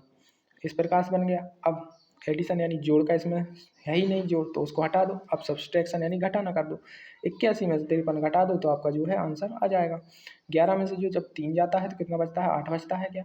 और 7 में से जब 5 जाता है तो 2 बचता है क्या, बिल्कुल बचता है। तो इसका जो आंसर है पहला ही वाला ऑप्शन 28 हमारा बिल्कुल सही है, सटीक है। आगे देखते हैं, निम्नलिखित में से कौन शिक्षण कार्य के लिए निर्णायक है। तो जो शिक्षण कार्य होते हैं, which of the following is decisive for teaching work. तो जो टीचिंग के कार्य होते हैं या शिक्षण के कार्य होते हैं उनमें कौन सा निर्णय लेने में आवश्यक है या निर्णय ले लेता है। उत्कृष्टता को प्रभावी बनाना, शिक्षित करने के लिए कक्षाओं का सही मैनेजमेंट, या फिर छात्रों के साथ संचार यानी कम्युनिकेशन। तो यहाँ पर ऑप्शन तो तीनों चारों के चारों तगड़े वाले हैं और चारों के चारों इसमें आ सकती हैं। यही तो व्यापम की विशेषता है। आपको इसमें से सबसे बेस्ट को चुनना है जो सबसे ज़्यादा प्रभाव डाल रहा है। जैसे शिक्षण कार्य के लिए शिक्षित करने के लिए भी हो सकता है, कक्षाओं का सही प्रबंधन और छात्रों के साथ संचार यानी कम्युनिकेशन। लेकिन सबसे ज़्यादा बेस्ट बन रहा है उत्कृष्टता को प्रभावी बनाने के लिए, to make affective the excellence, यानी कि जो अच्छे उत्कृष्ट स्टूडेंट होते हैं, शिक्षण कार्य का कार्य है उनकी जो लाइफ में आगे चलकर जो है वह सचमुच ही प्रभावी हो, यानी देश की विकास में सहयोगी रूप से प्रभावी हो सके। इस प्रकार का कुछ इसका लेना देना होगा। तो इस प्रकार से कौन सा है, उत्कृष्टता को प्रभावी बनाने के लिए। व्यक्ति की योग्यता को निर्धारित करने के लिए प्रयोग की जाने वाली प्रक्रिया के बारे में पूछ रहा है। अधिकतम प्रदर्शन परीक्षण करता है, विशिष्ट प्रदर्शन परीक्षण करता है, सामान्य प्रदर्शन परीक्षण या फिर मानदंड प्रदर्शन परीक्षण। तो व्यक्ति की योग्यता को निर्धारित करने के लिए कौन सी प्रक्रिया उपयोग की जा सकती है? तो मैक्सिमम परफॉर्मेंस टेस्ट व्यक्ति की जो है योग्यता को निर्धारित कर सकता है, यानी कि जो व्यक्ति होगा उसकी जैसी परफॉर्मेंस होगी उस हिसाब से ही उसकी योग्यता हम समझ सकते हैं। तो जितना भी हम ज़्यादा उसका परफॉर्मेंस टेस्ट यानी प्रदर्शन का टेस्ट लेंगे उतनी हम उसके बारे में, योग्यता के बारे में उसकी जान सकते हैं। जैसे आपको टीचर बनने के लिए MP टेट भी देना है, उसमें भी परफॉर्मेंस आपकी अच्छी होनी चाहिए, यानी पासिंग तो होनी ही होनी चाहिए। यानी कि मेरा तो मानना ये है कि 100+ ही आनी चाहिए आपके इसमें। और फिर आपका सिलेक्शन टेस्ट में भी परफॉर्मेंस अच्छी होनी चाहिए। तो आपको जो है सरकार द्वारा नोटिफाई मतलब कि पहचान लिया जाएगा कि आपकी जो है योग्यता सही है और आपको निर्धारित करके जो है जॉब दे दी जाएगी। और इसमें 2 और ऑप्शन दिए, विशिष्ट प्रदर्शन परीक्षण, टाइपिंग परफॉर्मेंस टेस्ट। तो भाई टाइपिंग परफॉर्मेंस टेस्ट तो किसी एक पर्टिकुलर चीज़ के लिए हो सकता है ना, सारी ओवरऑल योग्यताओं के लिए टाइपिंग परफॉर्मेंस टेस्ट हो रही हो। आप जैसे टीचर बनने के लिए टाइपिंग की तो इतनी आवश्यकता नहीं है ना, उसके लिए अलग से टीचर है ना कंप्यूटर के। तो टाइपिंग परफॉर्मेंस टेस्ट तो सिर्फ किसी एक पर्टिकुलर चीज़ के लिए होना चाहिए, सबके लिए थोड़ी ओवरऑल होगा। सामान्य प्रदर्शन परीक्षण, तो नॉर्मल परफॉर्मेंस टेस्ट जैसे हमारा MP टेट वर्ग 3, ये क्या है, सामान्य प्रदर्शन परीक्षण है। इसको सिर्फ क्वालिफाई करना है ताकि आपका इतना पता चल रहा है कि हाँ आपका इतना लेवल है, आप टीचर बनने काबिल हो। फिर नॉर्मल के बाद जो मेन परीक्षा होगी वह भी तो देनी पड़ेगी ना, तो सिर्फ इससे तो काम चलेगा नहीं। मानदंड प्रदर्शन परीक्षण, तो ये भी नहीं होगा। तो जो सही आंसर होगा वो होगा मैक्सिमम परफॉर्मेंस टेस्ट। चलो आगे देखते हैं। निम्नलिखित में से किस आधार पर पाठचर्या का निर्माण निर्भर करता है? कौन सा आधार है जिस पर जो है हमारा करिकुलम का जो है निर्माण है वह निर्भर करेगा? इसका कोई मनोवैज्ञानिक आधार होगा, सामाजिक आधार होगा, लचीलेपन का, या फिर गणितीय आधार होगा? तो देखो जो हमारा करिकुलम है उसका निर्माण किस आधार पर करेंगे? तो मनोवैज्ञानिक आधार पर करेंगे। क्योंकि आपने देखा होगा जैसा हमारी जो पेडागोजी है इसमें भी मनोविज्ञान के बहुत सारे जो है कंसेप्ट हमें सिखाए जाते हैं, ताकि हम बच्चों के अंदर की क्या चल रहा है उनके अंदर, या किस प्रकार से वह क्या सोच सकते हैं या क्या सोच रहे हैं, या यानी क्या समस्या आ सकती है, इसे हम उनके बिना बोले ही समझ पाएँ। इसलिए हमें पेडागोजी में भी मनोविज्ञान को सिखाया जाता है। हर की डायरेक्ट विषय के रूप में नहीं आता कि मनोविज्ञान आ रहा है आप इसको करो। बाकी जो पेडागोजी में कई कॉन्सेप्ट ऐसे होते हैं जो मनोविज्ञान पर आधारित होते हैं। तो मनोविज्ञान को आधार मानकर ही हमारा जो करिकुलम का निर्माण भी किया जाता है, यानी कि जो हमारी पाठ्य पुस्तक हैं इन्हें भी मनोविज्ञान के हिसाब से ही बनाया जाता है। जैसे पाठ्य पुस्तकों के बाहर जो है काफ़ी आकर्षक जो है कवर लगाए जाते हैं, ताकि विद्यार्थी स्वाभाविक रूप से उससे अट्रैक्ट हो सकें। तो यह किस पर खेल रहे हैं, उनकी बच्चों के मनोविज्ञान दिमाग पर ही तो खेल रहे हैं कि कवर अच्छी आकर्षक बनाएंगे तो बच्चे अपने आप इसको खोलने का मन करेगा, इसको खोलेंगे। और मैं प्राइमरी लेवल पर बात कर रहा हूँ क्योंकि यहाँ हम जो परीक्षा देने वाले वही प्राइमरी लेवल की। बाकी सामाजिक आधार भी इसका होता है, लचीलापन भी थोड़ा बहुत होता है, लचीलापन भी बहुत होता है इसमें, यानी फ्लेक्सिबल भी होता है, यानी कठोर और सरल दोनों प्रकार का।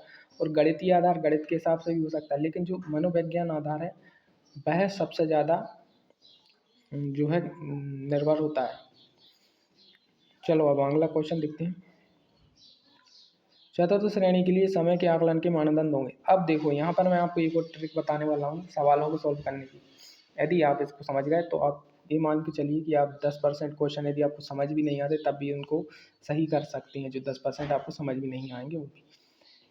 यदि केवल लगा हुआ है सवालों के ऑप्शंस में तो आप ये मान के चलिए कि वो जो है नेगेटिव है, क्योंकि केवल का मतलब ये हो जाएगा कि सिर्फ यही अकेला करना है और कुछ नहीं करना है।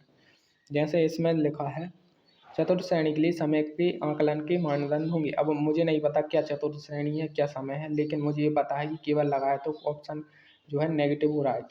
केवल डिजिटल घड़ी पर पढ़ने का समय AM और PM की अवधारणा।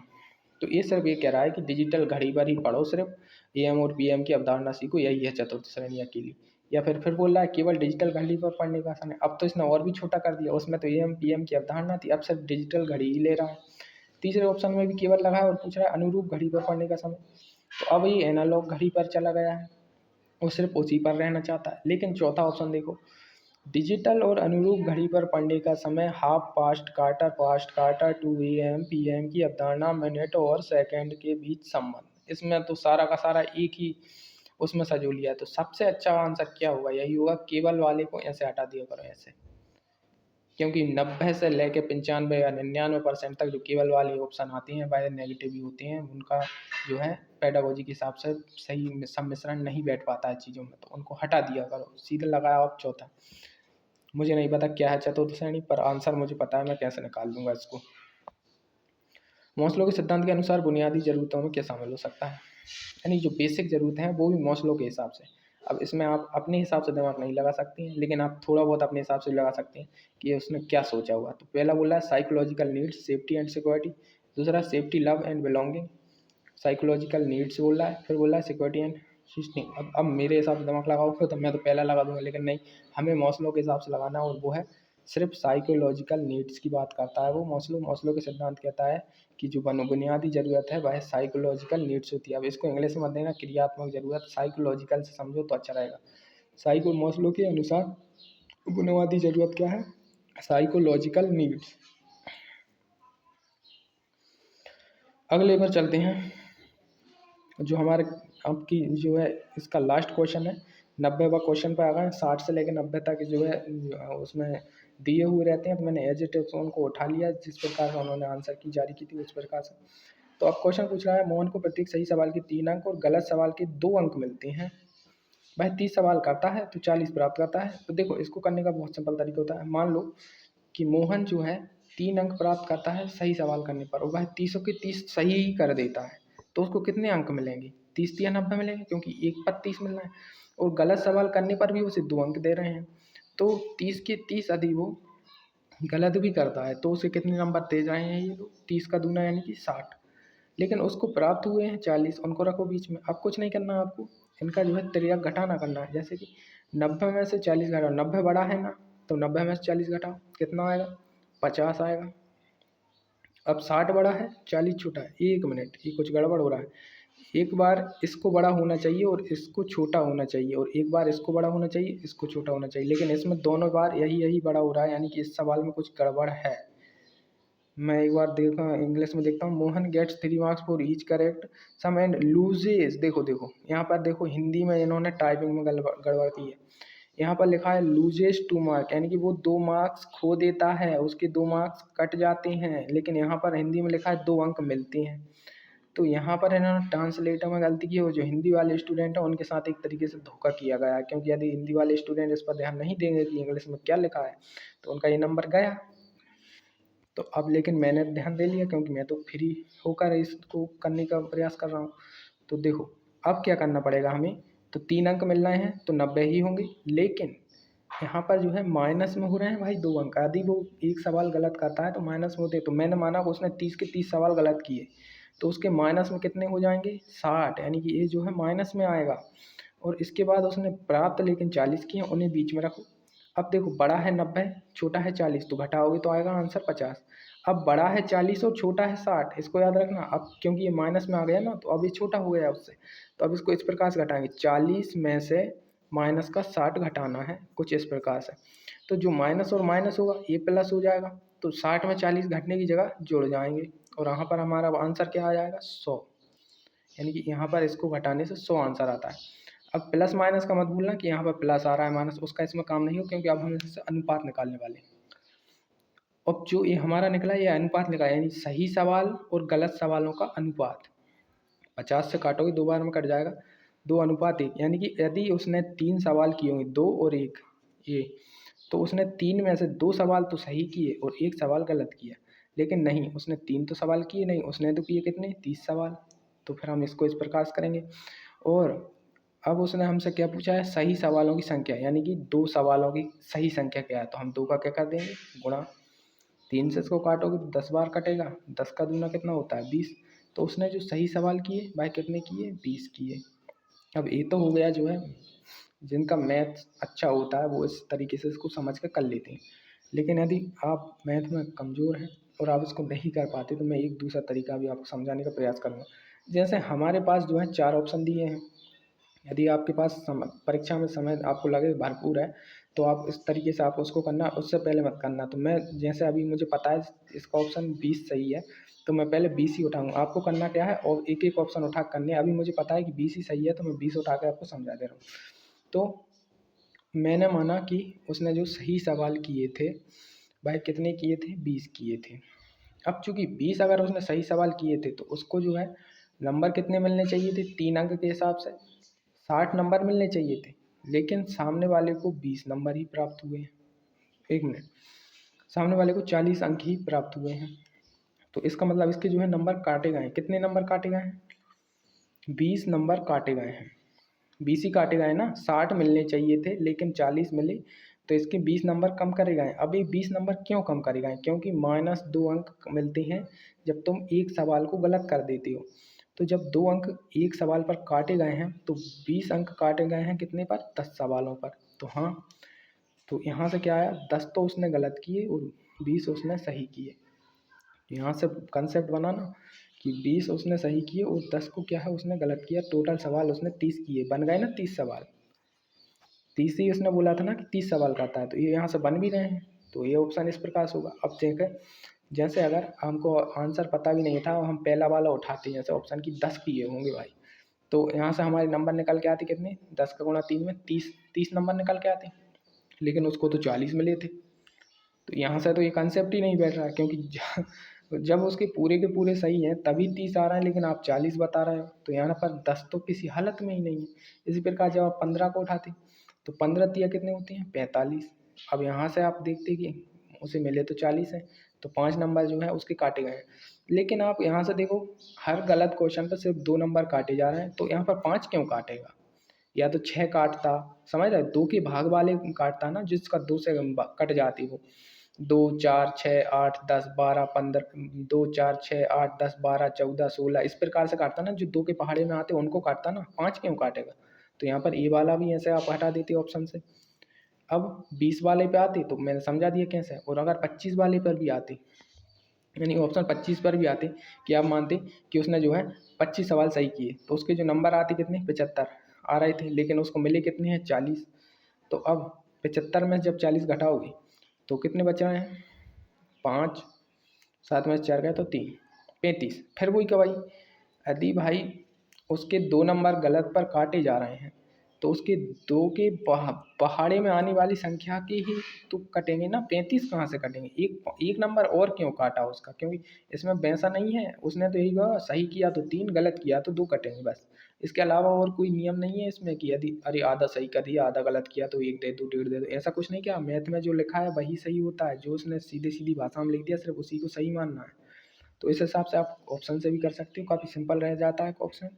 और जो मैंने वो तरीका बताया उससे करोगे तो सीधा सीधा सटीक तरीके से निकाल लोगे, ज़्यादा ऑप्शन में भटकना नहीं पड़ेगा। तो आगे देखते हैं। अब जो है ये सब पर्यावरण क्वेश्चन है, तो पर्यावरण के हम किसी और क्लास में देखें, हमें यहाँ पर मैथ पर फोकस कर रहे हैं। तो मैथ के मैंने 30 क्वेश्चन करा दिए। बाकी आप क्लास कैसी लगी, आप कुछ सजेशन देना चाहते हैं वो आप बेझिझक मुझे दे सकते हैं कमेंट्स के जरिए, और मुझे सपोर्ट कीजिए। मैं नया नया क्रिएटर हूँ और मुझे ज़्यादा कुछ एक्सपीरियंस नहीं है, तो कुछ गलतियाँ भी मुझसे हो जाती हैं, उनके बाद उसके लिए मैं आपसे क्षमा मांगता हूँ। धन्यवाद।